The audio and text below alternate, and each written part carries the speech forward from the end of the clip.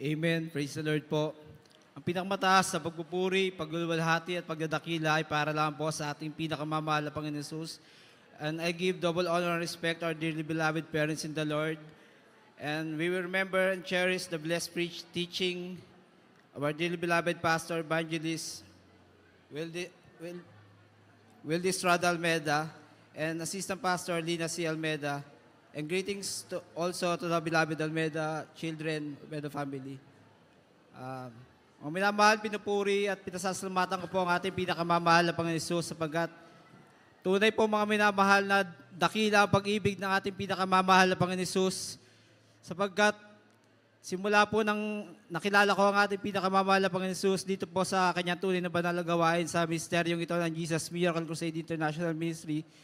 Dito po ako mga minamahal binago at dininis ng ating pinakamamahal na Panginoon Jesus sapagkat mga minamahal, kung akin lang pong babalikan sapagkat ako po'y dating naging alipin ng kalayawan ng sanlibutan, mga minamahal. At dyan po, taglay ko po yung mga iba't ibang uri ng masasamang uri ng bisyo bilang isang lalaki, mga minamahal. Talagang wala pong kabanalan na aking pamumuhay. Talagang naging problema at sakit ng ulo po ako ng aking beloved wife sapagkat dyan po talaga na puro barkada, kalayawan. Dumadating po sa point na talagang hindi na po umuwi ng aming tahanan dahil nga po sa mga barkada, mga bisyo, mga minamahal. Andiyan na talagang napakalakas ko po dati yung mga minamahal, manigarilyo, yung isang kaha po. Talagang halos hindi po inaabot ng isang buong maghapon yan. Lalo na po kapag nag-inom ako ng alak dahil ako po yung tao dati mga minamahal na sa libutan na hindi po basta pag-inom lang ng alak, talagang pagdalasing po talaga mga minamahal. Hindi po ako tumitigil hanggat hindi po ako yung lango sa alak mga minamahal. Andyan na talagang dumating din po sa point mga minamahal na dahil nga po sa kalayawan, sa pagbabarkada, talagang natutunan ko rin po mga minamahal ang paggamit ng pinagbabawal na gamot hanggang sa paggamit nga po tinatawag na shabu mga minamahal. Talagang, alam niyo mga minamahal, simula natikman ko yung droga na yan, talagang hindi ko na malayan, ayun na po yung talagang naging main na bisyo ko, kinarir ko po yan mga minamahal. Kung saan talagang, dahil dati po, may nade-depress po ako mga minamahal. Ang akala ko kasi dati mga minamahal, every time nade-depress ako, ayun yung taging solusyon, talagang papawin na aking pansamantalang kaligayahan. Subalit, lahat pala ng yun mga minamahal, igawa lang ng kaaway mga minamahal. Sapagkat ang tunay pala na kaligayahan ay sa piling ng ating pinakamamahal na Panginoon Jesus mga minamahal. Andiyan na talagang grabe po ako magbisyo mga minamahal. Dumarating po sa punto na yung aking siyasahod, wala pa po sa aking kamakamayan. Pinaglalaanan ko na po yan, yung pagbisyo ko nga po dahil sa droga. Halos, unti nararamdaman ko mga minamahal, bumabagsak na ang aking physical na katawan. Na, alam ko nararamdaman din ng aking beloved wife, subalit hindi niya ako kinokompronta. Talagang, andyan na, hindi niya ako kinokompronta, pero alam ko nararamdaman niya na may mali na sa aking ginagawa. Talagang hindi na po sapat yung ibinibigay kong kita sa aking trabaho. Talagang dahil nga po sa pinagdadaanan ko pagbili ng droga. Dahil wala pa pong sahod, talagang yung mga aking mga barkada, planado na po yan kung saan kami magiinom ng ganitong araw, ganyan. Kung saan po talagang, wala po talagang kabanalan ng aking paumuhay, mga minamahal talagang buhay makasanlibutan po talaga. Subalit salamat po sa ating pinakamamahal na Panginoon Jesus, mga minamahal, dahil habang ako pala ay gumagawa ng kasalanan, meron po tayong isang tunay na propeta, mga minamahal, na nananalangin, lumuluhod sa ating pinakamamahal na Panginoon Jesus. At isa nga po ako na naabot ng kanyang panalangin, mga minamahal. Dahil andyan na po, yung aking beloved wife po kasi talagang siya po yung naunang na-save dito sa banal na gawain ng ating pinakamamahal na Panginoon. Subalit, salamat sa mahal Panginoon Jesus sa kanyang kahabagan dahil muli po siyang nilinis at talagang patuloy na po na nakapaglingkod muli sa ating pinakamahal na Panginoon Jesus. Andyan na patuloy na po nakakapaglingkod ng aking beloved wife.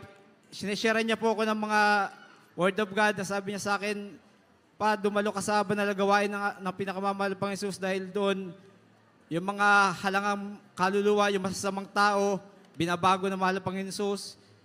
Yung mga karamdaman na wala ng lunas sa hospital, sa medisina, katulad ng leukemia, ketong, cancer, AIDS, subalit manampalataya ka lang sa mahal na Panginoon Jesus, pagaganihin ka ng pinakamamahal na Panginoon Jesus. Oh, hallelujah, glory. Ano po yung masasabi niya sa akin, sabi ko, sa isip-isip ko, himala talaga.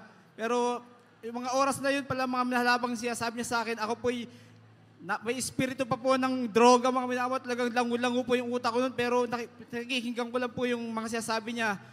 Talagang dahil puyat nga po ako, madaling araw na po ako umuwi ng aming tahanan. Imbis na umuwi galing sa trabaho, talagang puyat po ako. Pero habang sinasabi niya yun, nung sinabi niya po, mga minamahal, na doon pa yung mga drug addict, mga masasamang bisyo, binabago na mahal pang Jesus. Hallelujah! Doon po ako napaisip, mga minamahal, na sabi ko, mga minamahal, ganun gusto ko talaga mangyari sa aking buhay. Subalit, totoo talaga na kapag sariling saganang atin lang, hindi natin kaya baguhin ang ating sarili, kundi ang mahal na Panginoon Jesus lang magbabago sa atin, mga minamahal. Alam niyo, mga minamahal, talagang pinaunlakan ko yung panyaya sa akin na aking beloved wife na yon. Sumama po ako sa kanya. Sabi ko, sige, wala namang sama, mag-observe lang ako. Sumama po ako sa dako po ng pastoral sa Savarte, sa main church po natin. Alam niyo, mga minamahal,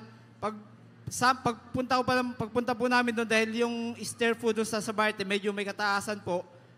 Alam niyo, mga minamahal, pag-akit po namin, talagang tumutulo po ang aking mga luha, mga minamahal. Sabi ko, hallelujah. Pero sabi ko, hindi ko mapiliwanag ang aking nararamdaman, tumutulo aking luha, pero yung kagalakan ng aking nararamdaman, umaapaw, mga minamahal. Sabi ko, ganun pala yung matamis na banal na presensya ng ating pinakamamahal po Jesus. Wini-welcome niya ako sa kanyang banal na gawain. Hallelujah! Hanggang sa magpasok ko nga po, mga minamahal, hindi pa po nag-uumpisa, talagang sabi ko, sobra po ako namangha kasi nakikita ko yung mga kapatiran ng haba ng buhok, yung mga lalaki talaga nakaputi lahat. Sabi ko, kasi nung hindi ko po alam sabihin ng salitang mahal na Panginoon, sabi ko, Diyos ko, nasa langit na ba ako? Sabi ko, kasi first time ko po talaga naka-attend sa ganitong uri ng gawain sa buong buhay ko, mga minamahal. So hanggang sa nag-joyful po, nagkakantahan po, hanggang sa, sabi ko, sobrang po ako namamangha, hanggang sa nag-solemn song, mga minamahal. Grabe, nakita ko yung lahat ng kapatiran, nag-iiyakan. Talaga sabi ko, ganito ba Diyos ang tunay na pagpupuri sa mga. Kung ito ang tunay na yung banal na gawain, nais ko rin pong maramdaman ng matamis sa banal presensya mo. Alam niyo, mga minamahal, nung nag-solemn song, grabe. Talagang nagsisi po ako sa ating pinakamamahal na Panginoon Jesus. Talagang nagkusa po ako, nagpabautismo sa tubig sa banal na pangalan ng ating pinakamamahal na Panginoon Jesus. Tinanggap ko po siya bilang aking sarili, nagapagligtas sa rin ng aking buhay, mga minamahal. Talagang tunay na first love po ako sa ating pinakamamahal na Panginoon Jesus, mga minamahal. Andiyan na talagang mainit po kami maglingkod. Subalit, mga minamahal, bilang kabaguhan ko po sa paglilingkod sa ating pinakamamahal na Panginoon Jesus, andyan pala yung kaaway, mga minamahal. Susubukin ka muli na talagang tuso ang ating kaaway, mga minamahal, bilang hindi pa po ganun ka-grow yung aking faith sa ating pinakamamahal na Panginoon Jesus. Talagang hindi ko namamalayan, mga minamahal, unti-unti pala akong bumabalik sa dating akin na naninigarilyo ko, mga minamahal. Dumating sa point na luloko ko ang aking beloved wife. Sabi ko, hindi na ako naninigarilyo. Bago ako buhay na aming tahanan, naninigarilyo ko, pero tiyatago ko sa kanya. Sabi ko, sinasaktan ko ang luloko ko ang aking beloved wife, subalit ang ating pinamamahal pang Jesus ay aking pala nasasaktan, mga minamahal. Talagang nagsisinungaling ako niyan. Sabi ko, hindi tama ito, mga minamahal. Sabi ko, nasa mahal Panginoon Jesus na ako, kaya sabi ko, mahal Panginoon Jesus, tulungan niyo po ako ma-overcome yung pagsubok na to. Samahan niyo po ako, mahal Panginoon Jesus. Talagang nagsumamo ako sa ating pinakamamahal na Panginoon Jesus. Talagang nagpuri ako, mga minamahal, inabot pa ako madaling araw. Sabi ko, ako nagsisi, sabi ko, sa unang panalangin na ating minamahal, kinagalang na beloved pastor, mahal Panginoon Jesus, tulungan niyo ako, mahal Panginoon Jesus, na malagpasan ko pagsubok ito. Alam niyo, mahal, nagpuri po talaga ako. Talagang pinanood ko po yung mga old preaching ng ating beloved pastor, maging yung ating beloved assistant pastor, hanggang sa tunay po, mga minamahal, talagang pinatulog po ako ng ating pinakamamahal na Panginoon Jesus, dahil dati, noong oras na yon, iniisip ko, mga minamahal, inuudyo ka nung nakaaway na gumamit ako ng droga, dahil dati nga yun nga po yung ginagawa kong pansamantalang solusyon para mawala yung aking mga problema, ganyan. Subalit, talagang nagsumamo ako, mga minamahal, sa ating pinakamamahal na Panginoon Jesus. Alam niyo, mga minamahal, nakatulog po ako na maimbing, kinabukasan po, talagang may gawain po sa dako ng Amoranto. Pagdalo po namin, mga minamahal, talagang nagsisi po ako sa ating pinakamamahal na Panginoon Jesus, mga minamahal, sa aking mga pagkukulang, pagkakamali, pagkakasala. Alam niyo, mga minamahal, after ng gawain, talagang tunay po akong binagot, linilis mula noon hanggang ngayon. Wala na po mga bisyo, mga minamahal. Praise the Lord, Talaga sabi ko, talaga napakabuti ng aking pinakamamahal na Panginoon Jesus. Sa mga pagpapala naman po, talagang sabi ko, maraming salamat, mahal Panginoon Jesus, dahil sabi ko, hindi ko man po inihiling sa inyo, mahal Panginoon Jesus, ang labis na yaman dito sa mundo. Subalit, andyan na napakabuti mga ating pinakamahal pang Jesus, talagang yung mga material, financial, talagang bonus na pong binibigay sa atin ng mahal ng Panginoon Jesus. Sabi ko, mahal ng Panginoon Jesus, yung pagpapalang espiritual na binago mo ang aking buhay, ang aking pagkatao, inalis mo ko sa kasalanan, sa lusak ng kadiliman, napakalaking pagpapala na po yung pinagkaloob niyo sa akin, mga mahal ng Panginoon Jesus. Kaya sabi ko, napakabuti niyo, mahal ng Panginoon Jesus. Oh, hallelujah. Pasalamatan ko din po ang ating pinakamamahal ng Panginoon Jesus sa pag-iingat niya sa akin, sa aking trabaho, dahil bilang isang pintor po, mamasila po ako ng kisame, mga mahal, medyo may kataasan po yung aking tinutungtungan. Talagang nahulog po ako, may hawak po ako na knife, matalim po yun, mga minamahal. Talagang sabi ko, kung wala ako sa mahal ng Panginoon Jesus, talagang siguro malamang sa malamang na-disgrasya na ako, nasugatan ako dahil may hawak po akong patalim. Subalit nakapag-rebuke po talaga ako ng hallelujah, praise the Lord, hallelujah, praise the Lord. Talagang, Oh, hallelujah. talagang wala po, talagang hindi po ako gumalaw, talagang nagpupuri po ako nung time na nung, dahil na ano po yung katawan ko. Talagang sabi ko, siguro may bali na yung katawan ko. Talagang nung gumalaw na po ako, sabi ko, wala akong naramdaman na kahit ano. Sabi ko, napakabuti mo, mahal ng Panginoon Jesus, sa pag-iingat na yan. Pasalamatan ko din po mga sa mga kagalingan, sa mga karamdaman. Talagang dati po kasi, ang bukang bibig ko po, every time nagkakasakit yung aming pamilya, aking mga anak, talagang sabi ko sa beloved wife ko, ipa-check up natin. Subalit, tunay po mga minamahal na kapag nasa mahal ng Panginoon Jesus tayo, manampalataya tayo, talagang tunay po na hindi na po yung nagpapa-hospital, talagang nagpupuri lang po kami ng mga minamahal na aking beloved wife, talagang tunay na pinagagaling po. Totoo po talaga mga minamahal na sabi ko dati, kasi sabi ko, magpa-check up tayo. Ngayon talagang nagpupuri na po kami, nagsisisi sa mga kasalanan na aming nagawa, hindi man karapat-dapat. Subalit, andyan ang kagalingan na pinagkakaloob ng ating pinakamamahal na Panginoon Jesus.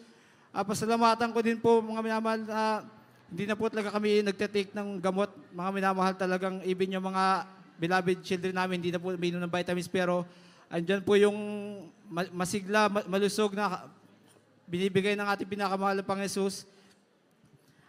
Pasalamatan ko din po mga minamahal ang isang himala din po na ginawa ng ating pinakamahal na Panginoon Jesus sa aming buhay.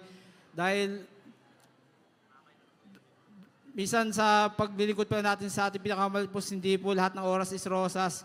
Andiyan na dumarating po yung mga pagsubok, yung mga trials. Subalit, kailangan pa naman minamahal kasi dati rin po ako, isang reklamador din po ako sa buhay, mga minamahal. Every time nakakaranas ako ng mga pagsubok, kahirapan sa buhay, talagang nagre-reklamo ako, sinasabi ko sa beloved wife ko yan.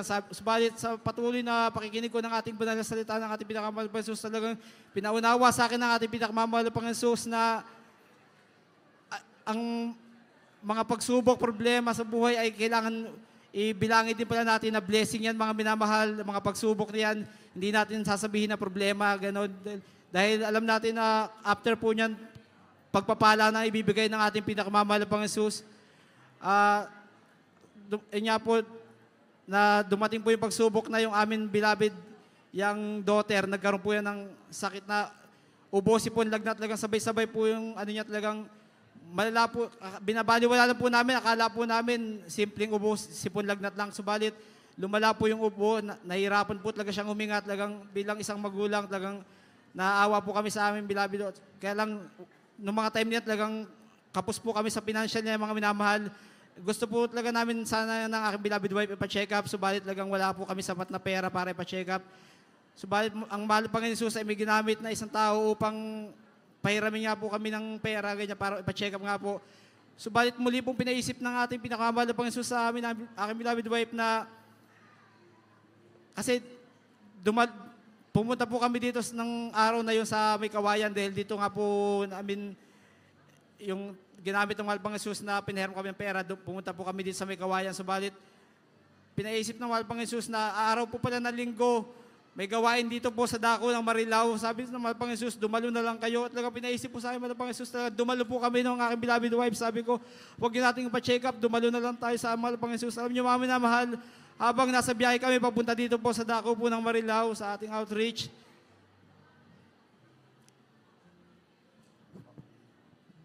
Amen, praise you.